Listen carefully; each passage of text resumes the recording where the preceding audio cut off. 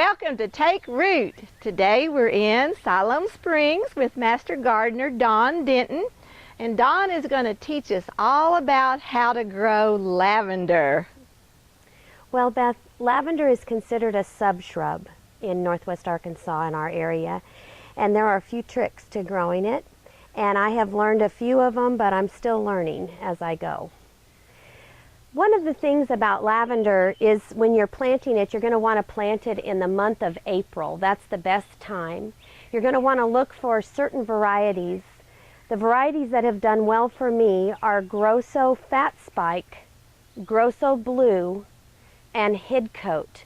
And this little beauty is actually called Phenomenal, and it was hybridized specifically to be able to make it through our humid summers. So this is the second year for this plant, and it's doing really well. Some of the care tips that you're going to want to know is drainage. You're going to want to be sure that you plant your lavender on a mounded piece of dirt or a raised bed area so that they do not sit in water. You want the water to drain away from it as quickly as possible. Also, winter protection is really important. So you want to be sure that the winter winds don't hit your plants directly as best you can.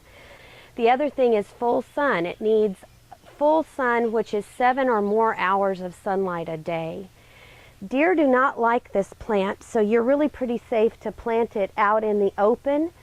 I do find that occasionally I get a little pest called a spittlebug, but it's easy to take care of. You simply just wash it off of the plant, and it doesn't really do a whole lot of damage to the plant.